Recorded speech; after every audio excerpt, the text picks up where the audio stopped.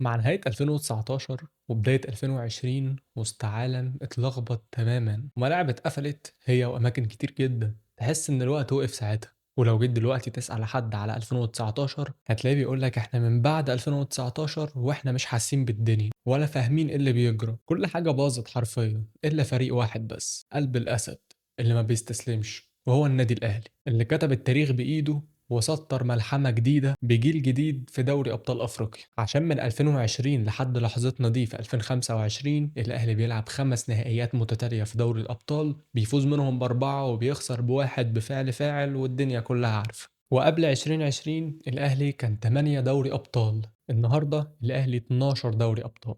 حددتنا النهاردة من اختيار كنتو عن أعظم بطولة في ال4 اللي خدناهم من آخر 5 سنين، وهي القاضية ممكن أو التاسعة بتوقيت الأهلي، سميها زي ما تسميها دوري أبطال أفريقيا 2020. بطولة بدأت بجول علي معلول وانتهت بتماس للمعلول، والباقي كلنا عارفين. وي يا عليوي، وي يا عليوي، وي يا عليوي. السلام عليكم، عاملين ايه؟ رمضان عدى النص، لا مش قصدي ده، اقصد العادي بتاعنا، وكل سنه وانتم طيبين وزي ما وعدنا بنوفي. وبفضل الله النهارده تالت حلقه من سلسله حدوته بطوله، السلسله الرمضانيه اللي بدأناها مع اول رمضان ونزل منها لحد دلوقتي حدوتين، والنهارده تالت حدوته. وحدوته النهارده هي باختيار كنتوا من الكومنتات بتاع الفيديو السابق، وبعد ما تنتهي من الفيديو ما تكسلش انزل اكتب لنا عايز الحدوته الجايه عن انهي بطوله. وزي ما قلنا حدوته النهارده هي بطوله القرن، هنعرف تفاصيلها كلها من البدايه للنهايه وازاي الاهلي قدر يحققها ويبني جيل من اساطير. فجهز نفسك يلا لحدوته رايقه النهارده، واوعدك انك هتخرج مبسوط ان شاء الله. طبعا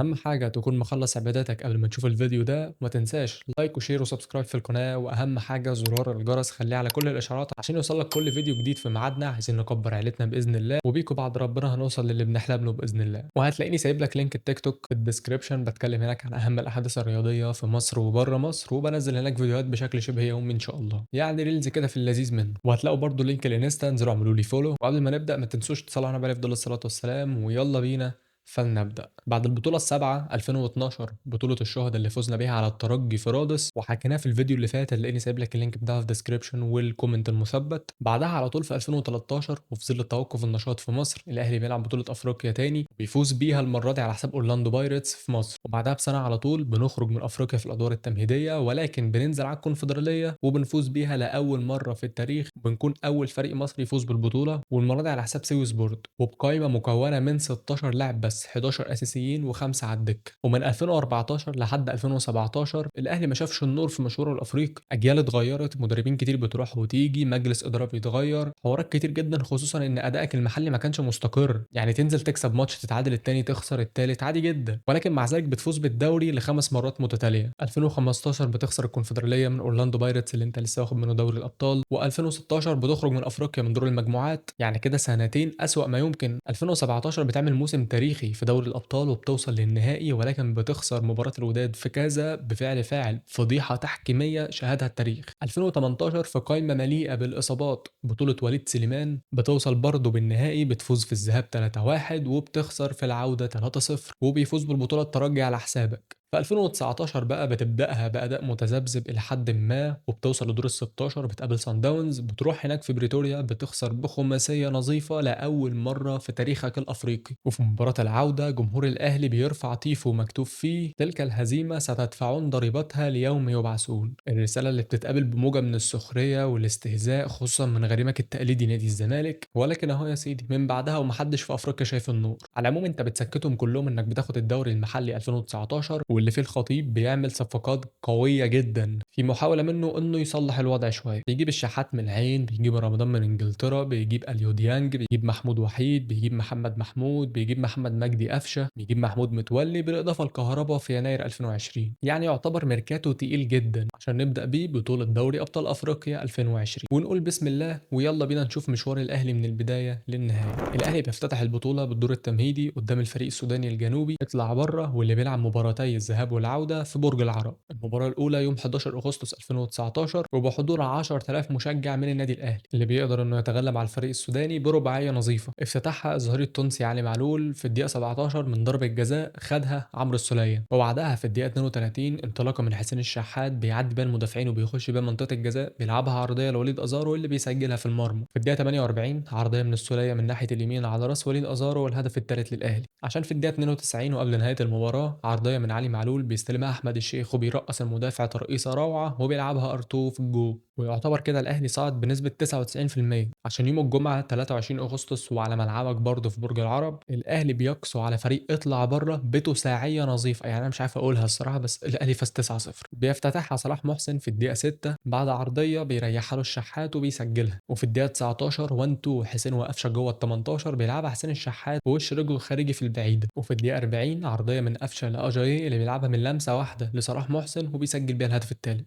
وفي الدقيقة 45 ثرو باص من أحمد فتحي لحسين الشحات اللي بيستلمها وبيخش فيها منطقة الجزاء وبيعدي المدافعين وبيلعبها تاني عرضية لأحمد فتحي اللي من لمسة واحدة صاروخ في الضيقة، والشوط الأول بيخلص 4-0 للأهلي عشان مع أول دقيقة من الشوط الثاني ثرو باص من السولية لحسين الشحات بالطب قدامه وبيلعبها على يمين الحارس، وفي الدقيقة 55 حسين الشحات المتألق بيعدي من ناحية اليمين المدافعين وبيلعبها عرضية للي جاي من ورا لقدام وبيكون حمدي فتحي اللي بيشوطها صاروخ في المرمى بيشمعها في الشبكة، وفي الدقيقة 62 صلاح محسن بيعدي المدافع بالكورة وبيشوطها ولكن الحارس بيصدها عشان تيجي للشحات اللي بيرقص المدافع وبياخدها في المرمى على طول، وبكده يعتبر هاتريك لحسين الشحات عشان بعدها ب5 دقايق بس ركنية على راس حمدي فتحي بيسجل بيها الهدف الثامن للأهلي.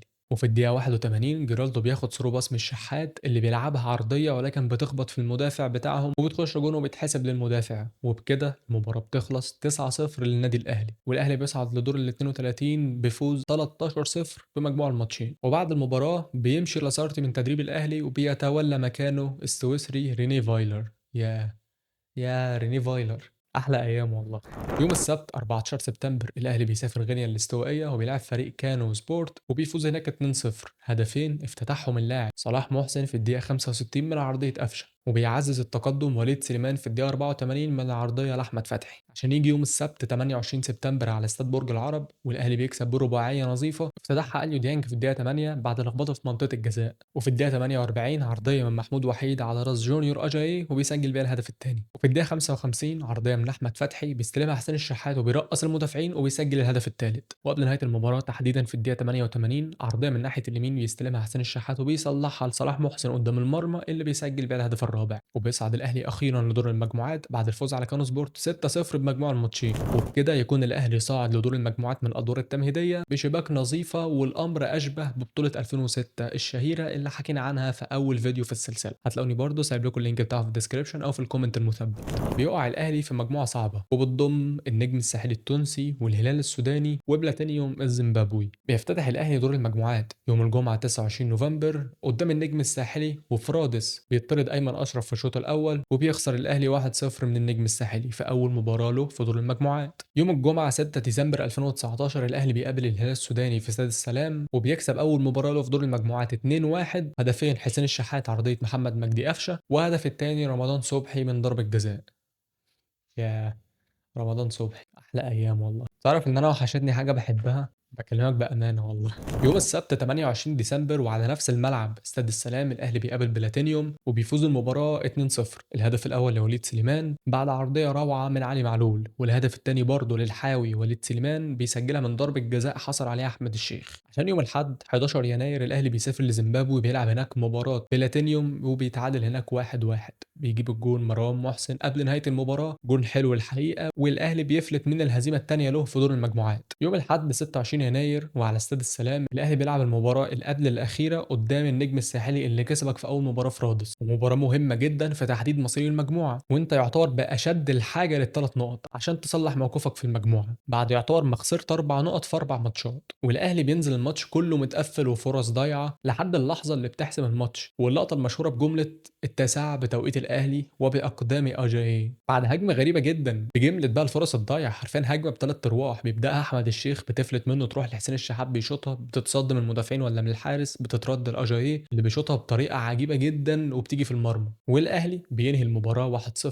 وفي انتظار مباراة الهلال في أم درمان في السودان. وفي ظل التوتر اللي حصل ما بين الجمهورين، الأهلي عايز يلعب المباراة بدون جمهور، فأنت ما قدامكش غير إنك تكسب الماتش تصعد مركز أول، تتعادل الماتش تصعد مركز تاني، تخسر الماتش الهلال يصعد بدالك مركز تاني وتخرج انت من البطوله خالص. انت متخيل الماتش مصيري عامل ازاي؟ الثلاث نتائج بثلاث احتمالات. متخيل توتر الاجواء اللي كانت فيها اللعيبه وقتها؟ بيجي يوم السبت 1 فبراير 2020 وعلى ملعب الهلال في ام درمان في السودان، وفي الذكرى الثامنه لشهداء بورسعيد، اللقطه كادت ان تتكرر لولا ستر ربنا وتدخل قوات الامن. الملعب اللي بيتسع ل 40,000 شخص تقريبا كان فيه 60,000، البلد كلها كانت في الملعب تقريبا. الملعب كان مليان بشكل مرعب، والاضاءه فيه تحسسك ان انت عايش في فيلم رعب كده حرفيا. يعني شوف انت الفيديوهات وانا بعرضها لك تحس كده انك بتلعب في ملعب خماسي والدنيا بتشتي، ما اعرفش يعني بجد. المباراه بتبدا بتحكيم عربي بقياده الحكم رضوان جيد. الاهلي بقى بيدخل المباراه وما بيخافش منها وبينزل يهاجم، وده كان طبع فايلر. خد بالك الكره الهجوميه المبنيه على هجمات. هتقول لي يا عمر كره هجوميه مبنيه على هجمات، امال هتكون مبنيه على ايه يعني؟ هقول لك اقصد يعني 1 2 تيكي تاكا، كره حلوه من الاخر، مش مباريات تلعب ولا تكسب يعني تكسب ولا تلعب، لا دي بقى بتلعب وبتكسب. وانت كمان لما بتكون بتخسر في الماتشات بتاعه فايلر ما بتحسش ان انت متضايق من الاداء، لا انت بالعكس تقول في عدم توفيق، لان بيكون في اداء كويس. حتى ماتش النجم الساحلي اللي خسرت 1-0 كان في اداء، ولكن الطرد اللي انت خدته الشوط الاول ده اللي اثر عليك، وبسبب خطا دفاعي انت خسرت الماتش بس مش اكتر. المهم الشوط الاول بيخلص 0-0، والشوط الثاني في الدقيقه 48 تحديدا ثرو باص من عمرو السوليه يلعبها لحسين الشحات اللي بيسندها كده عرضيه يلعبها لمحمد مجدي قفشه اللي محدش يعرف ايه اللي جابه في المكان ده، يكون انفراد هو والحارس بيشوطها بطريقه غبيه جدا، ولكن من حسن حظه بتيجي جون، والحمد لله الهدف الاول للاهلي. عشان في الدقيقه 74 اعتراضات من لاعبي الهلال السوداني على القرارات التحكيميه وشويه نوش بتحصل كده، تلاقي شويه من الجمهور بدا ينزل الملعب بيعترض على قرارات الحكم وبيعملوا اعمال شغب كده قليله، والكادر بيروح ويجي وبيختفي فتره كده لحد فجاه الكادر بيفتح في نص الملعب وبنلاقي كلنا لعيبه الاهلي والطاقم التحكيمي ولاعيبه الهلال كمان موجوده على دايره السنتر وحواليها كوردون كامل من الامن. مشهد مرعب يعني. الذكرى التامنة لأحداث بورسعيد اللي اتكلمنا عنها في فيديو قبل كده بالتفصيل وحكينا الحقيقة الكاملة للموضوع، هسيب لك اللينك بتاعه في الديسكربشن وفي الكومنت المثبت كمان. أحداث مشابهة بتتكرر والمرة دي في السودان، والجمهور بيسبب خطر وقلق على لعيبة الأهلي. ده مش كمان اللعيبة اللي في نص الملعب، ده كمان اللعيبة اللي على دكة البودلة هي والجهاز الفني كان بيتحدف عليهم حاجات كتير، ويعني ربنا نجدهم يعني الحمد لله. والأمن بيتدخل وبيمنع أي اشتباكات تحصل ما بين الجمهور واللعيبة أو الجمهور والحكم. من الآخر الأمن بيتدارك الموقف وبيطلع أي حد من الجمهور بره الملعب لحد ما الحكم رضوان جيد بيؤمر باستكمال المباراة. فأجواء متوترة جدا بقى للغاية يعني. شوف انت كنت بادئ المباراة حاجة، دلوقتي حاجة تانية خالص. في الدقيقة 87 كهربا بينزل الملعب، وفي أول لمسة له على طول بعد ما بينزل انفراد تام بالحارس، بيعدي الحارس يبقى كده انفراد تام بالمرمى، بيتكعبل بطريقة غبية كده وبعدها بيعدي الكورة وبيشوطها بتطلع جنب العارضة. يعني طريقة غبية جدا على طريقة محمود كهربا، طريقة مضحكة يعني. ولكن الحمد لله انها ما جاتش، يا الله اعلم لو كانت جت كان ايه اللي هيحصل. انت كنت هتقتل بيها الماتش او تصعد، ولكن الله اعلم كان ايه اللي هيحصل في اللعيبه. وفي الدقيقه 95 الهلال بيتعادل بهدف من خطا للمدافعين، والصراحه يعني المدافعين يعني ما لهمش ذنب يخطئوا. يعني انت متخيل نفسك بتلعب في وسط الاجواء دي، حقك تغلط الحقيقه. وبعدها بدقيقتين بالظبط بيسجلوا الهدف الثاني، وحرفيا حرفيا بدون مبالغه كل اهلاوي كان ورا الشاشات كنا واقفين متنحين للماتش حرفيا. اللي هو احنا في 3 دقائق بعد ما كنا صاعدين اول، خرجنا خلاص من دور المجموعه، خرجنا من البطوله كلها خلاص في 3 دقائق بس. الحمد لله اللاين مان بيحسب الجون اوف سايد، وهو بالفعل يعني تسلل، وبجد شابوه اللاين مان انه يحسب اوف سايد في الدقيقه دي بالذات للفريق صاحب الارض وسط الجمهور ده كله. المهم المباراه بتخلص تعادل ايجابي، ورسميا الاهلي بيصعد تاني المجموعه بعد النجم الساحلي، واللعيبه بتخرج من الملعب في اعجوبه حرفيا. يعني بنشوف اللقطات اللي كانوا مصورينها تيم الميديا بتاع الاهلي، لقطات مرعبه اكنهم في حرب يعني. فالحمد لله عدت على خير واللعيبه جت مصر بخير، والاهلي بيصعد لدور ربع النهائي. والقرعه بتوقعه مع مين يا ترى؟ مع سان داونز. الدنيا بتديك فرصه انك تاخد بطارك، لا والمره دي انت في احسن احوالك، عشان يوم السبت 29 فبراير على استاد القاهره الاهلي سان داونز ذهاب دور ربع النهائي، فايلر قصاد موسيماني. شوط اول سلبي، شوط تاني انطلاقه مميزه من الظهير الطائر علي معلول، يلعبها 1 2 مع جونيور اجاي اللي بيوديه انفراد بالمرمى ويلعبها في الجون، والجون الاول للنادي الاهلي. عشان بعدها علي معلول بيعزز التقدم وبيجيب الجون الثاني من ضربه جزاء، وبتنتهي المباراه بفوز الاهلي بثنائيه نظيفه. عشان يوم السبت 7 مارس 2020 في بريتوريا وعلى نفس الملعب اللي شلت فيه 5-0 من سنه، بتنزل وبتهاجم من اول دقيقه وبتسجل هدف اول من ضربة حرة مباشرة لعلي معلول على طريقته الحقيقة، ولكن دي بتخبط في مدافع وبتيجي جون، وبتفضل تهاجم بعدها لكنهم بيتعادلوا وبتخلص المباراة 1-1، وبالنتيجة دي رسميا الأهلي يصعد لدور نص النهائي. وبعدها بأيام بيحصل الحدث الشهير اللي بيوقف العالم كله شهور والوقت بيقف عنده، ولحد النهارده ما تعرفش ازاي عدى 5 سنين على الموضوع ده بجد. والنشاط الكروي بيقف 7 شهور بحالها، وفايلر بيمشي وبيتولى مكانه المدير الفني الجنوب افريقي لاول مره في التاريخ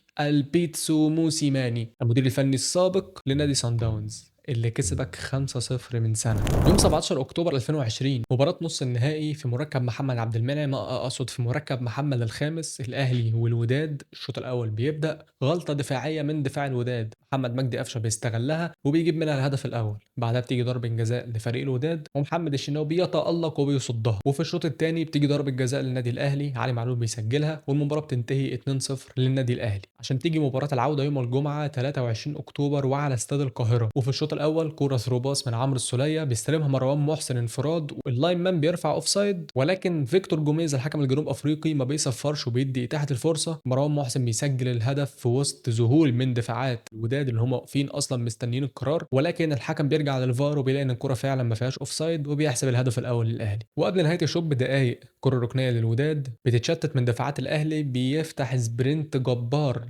اليو ديانج وبياخد الكوره وبيلعبها بوش رجله الخارجي لحسين الشحات اللي بيكون في موقف 2-على-1 هو وقفشه على يحيى عطيه الله. حسين الشحات بيختار الحل الفردي وبيدخل لمنطقه الجزاء وبيرقص يحيى عطيه الله الاولى في الثانيه وبيسجل الهدف الثاني للنادي الاهلي. واعذرني ان انا اختصرت الحته دي بسرعه ويعني ما اديتش الجون ده حقه بسبب ان يحيى عطيه الله دلوقتي بيلعب في النادي الاهلي يعني.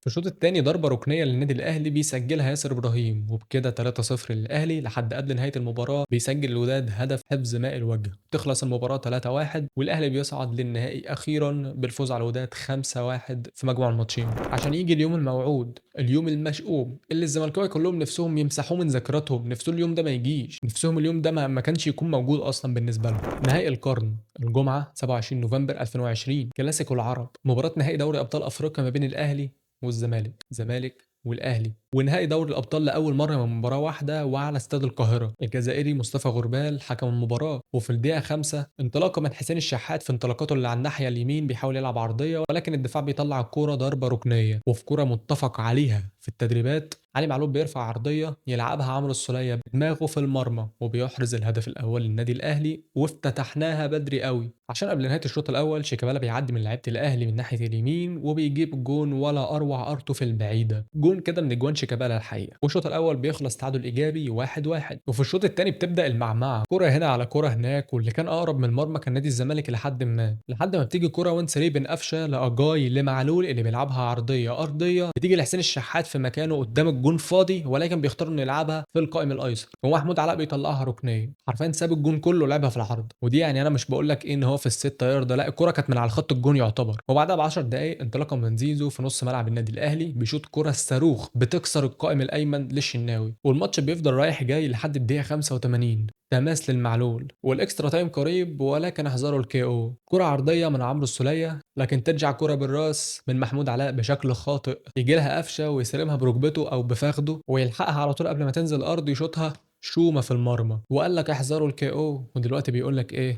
القاضيه ممكن. الهدف الاغلى في تاريخ الدربيات او في تاريخ مباريات القمه او في تاريخ اللاعب اللي جابه هو شخصيا، هدف سجله محمد مجدي قفشه، هدف قتلت بيه اللقاء بعد ما كان في طريقه للوقت الاضافي بتنهي بيه احلام جيل كامل من الزملكاويه اللي كانوا وقتها بقى لهم 20 سنه ما فازوش بدوري الابطال او 18 سنه بمعنى اصح. عشان بقى بتبدا كلاحه الاهلي بدايه من جيرالدو هو بيغلس على لعيبه الزمالك قبل ما يسنطروا بعد الجون، مرورا بالشناوي اللي خد انذار عشان بيضيع وقت، لحد صفاره النهايه صفاره الحكم مصطفى غربال وانتهاء المباراه. ورسميا النادي الاهلي نادي القرن الافريقي بطل دوري ابطال افريقيا 2020، وعلى حساب مين؟ على حساب غريمه التقليدي نادي الزمالك. فرحه ما بعدها فرحه، اي نعم المباراه كانت بدون جمهور، ولكن انت كان ممكن تسمع صوت الجمهور من حواليك في الشوارع وفي الميادين وفي الاماكن رغم ان كان في حظر وقتها، ولكن تجمع الفرحه كلها بيطلع لك صدى الصوت هتسمعه، يعني هتسمعه. واخيرا التاسعه بتوقيت الاهلي، ولكن المره دي باقدام محمد مجدي قفشه. وبس يا سيدي، لحد هنا جينا لنهايه الفيديو. تالت حدوته معانا في رمضان وهي حدوته القاضيه ممكن او نهائي القرن، البطوله التاسعه الاغلى في تاريخ الاهلي. وانت كمان ما تكسلش وانزل اكتب لنا عايز الحدوته الجايه عن انهي بطوله للاهلي. وبس ما تنسوش بقى حاجاتك كده، لايك شير سبسكرايب، فعل الجرس خليه على كل الاشعارات عشان يوصلك كل جديد. تعال اعمل فولو على التيك توك واعمل فولو على الانستا. وبس يا سيدي، ما تنساش تطلع على بالي افضل الصلاه والسلام. انتظرونا في فيديو جديد الاسبوع الجاي باذن الله. سلام.